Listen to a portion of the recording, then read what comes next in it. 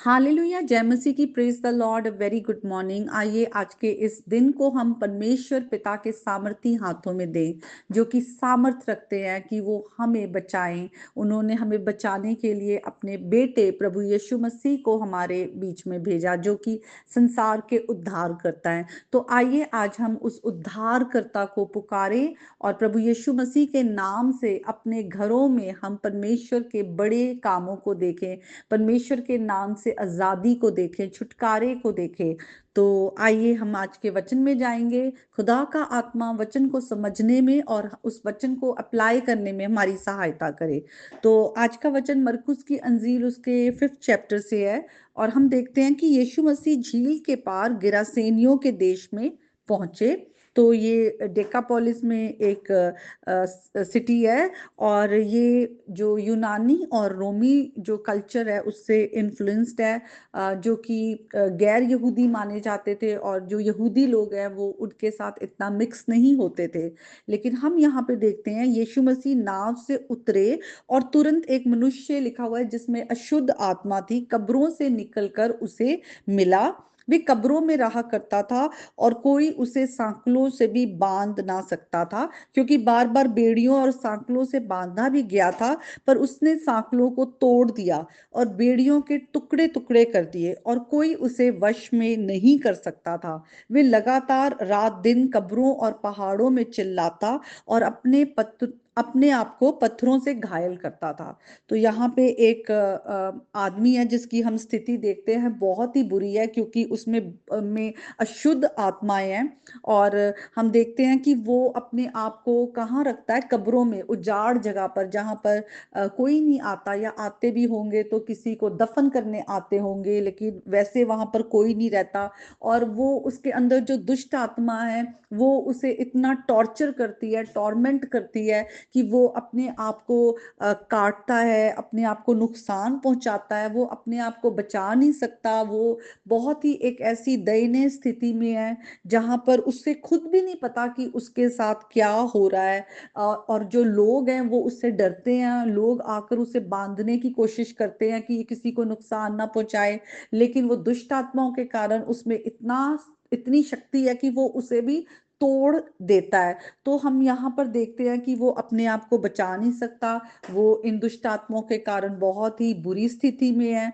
और हम देखते हैं कि किस तरह से जो दुष्ट आत्माएं हैं उसे अलग करके एक उजाड़ जगह में ले गई है, उसे लोगों से भी उसने अलग कर दिया है। लेकिन हम देखते हैं कि यीशु मसीह जब वहां पर आते हैं तो यीशु मसीह को देखकर वो वहां पर पहुंचता है, उसे प्रणाम करता है, लेकिन उसके अंदर जो ये दुष्ट आत्माएं हैं वो ये सब उनकी वो कर रही हैं। लिखा है ऊंचे शब्द से चिल्लाकर कहा, हे यीशु, परम प्रधान परमेश्वर के पुत्र, मुझे तुझसे क्या काम? मैं तुझे परमेश्वर की शपथ देता हूं कि मुझे पीड़ा ना दे।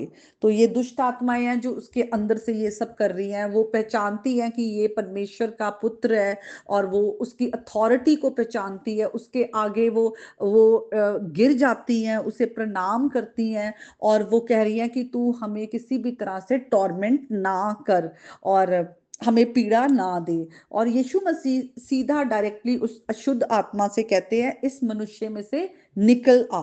और यीशु मसीह पूछते हैं, तेरा नाम क्या है? तो वो कहते हैं कि मेरा नाम सेना है, क्योंकि हम बहुत हैं। इसका मतलब एक अशुद्ध आत्मा नहीं, उसमें बहुत सारी हजारों हजारों दुष्ट आत्माएं थी। क्योंकि अगर हम देखें कि ये जो लिजन इंग्लिश में नाम दिया गया है, अगर हम देखें ये रोमन अगर जो सोल्जर्स थे उनकी जो पूरी एक टीम जैसी होती थी, बटालियन, उसको अगर देखें तो उसमें एक में 6000 होते थे, लिजन कहा जाता था।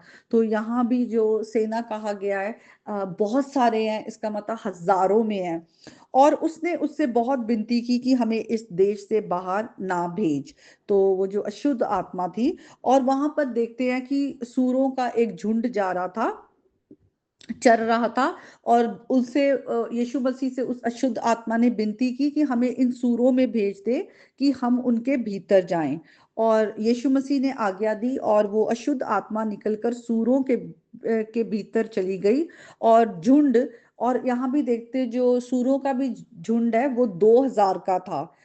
कनाडे पर से झपट कर झील में जा पड़ा और डूब मरा। तो वो वहां से भागते हुए तेजी से जो सुअर थे, जैसे ही उनके अंदर वो दुष्ट आत्माएं चली गई, वो दुष्ट आत्माओं ने उनको भी नाश कर दिया। वो जाकर झील में गिरकर मर गए और वो सब डूबकर मर गए। तो उसके बाद वहां पे जो चरवाहे थे जो उन सूरों को चरा रहे थे, वो वहां से डरकर भाग गए और उन्होंने गांव में जाकर दूसरे लोगों को भी ये बात जो है बताई, और लोग वहां पर इकट्ठे हो गए देखने के लिए। और यीशु के पास आकर लिखा है, वे उसको जिसमें दुष्ट आत्माएं थी अर्थात जिसमें सेना समाई थी देखा उन्होंने कि वो बिल्कुल भली चंगी अवस्था में बैठा हुआ है, सचेत है। पहले जैसे वो अपने आपे में नहीं रहता था, वो यहाँ वहां अपने आप को नुकसान पहुंचाता था, उजाड़ों में घूमता था, अलग रहता था, लेकिन अब वो आराम से बैठा हुआ था। और इसे देखकर सब डर गए। और देखने वालों ने उसका जिसमें दुष्ट आत्माएं थी और सूरों का पूरा हाल उनको कह सुनाया। तो जो लोग पहले से वहां पर जो विटनेस किया था, जिन्होंने इस बात को, उन्होंने जो लोग बाद में आए उनके साथ सब बातों को शेयर किया कि किस तरह से यीशु मसीह ने उस आदमी को दुष्ट आत्माओं से आजाद किया। और यहाँ पे हम लोगों को देखते हैं कि वो लोग इतने सेल्फ सेंटर्ड है, वो बहुत ही शॉर्ट साइटेड है और वर्ल्डली है, संसारिक है। उनको सिर्फ यही है कि इस इंसान के आने से वो ये नहीं देख रहे कि किस तरह से एक मनुष्य दुष्ट आत्मा से आजाद हो गया और वो अब अपने आपे में है और यीशु मसीह सामर्थी है, या वो यीशु मसीह को एक्नॉलेज करे कि वो सचमुच वो प्रभु है। वो क्या करते हैं, वो उससे विनती करते हैं, वो कहते हैं कि तू यहाँ से चला जा, कि तू हमारे यहाँ से चला जा।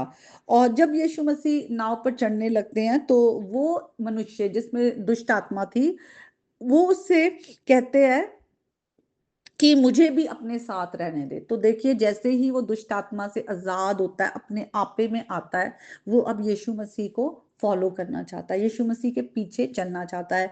लेकिन यीशु मसीह उसे कहते हैं कि तू अपने घर जा, अपने लोगों को बता कि परमेश्वर ने तेरी जिंदगी में कितने बड़े काम किए हैं, तुझ पर कितनी दया की है।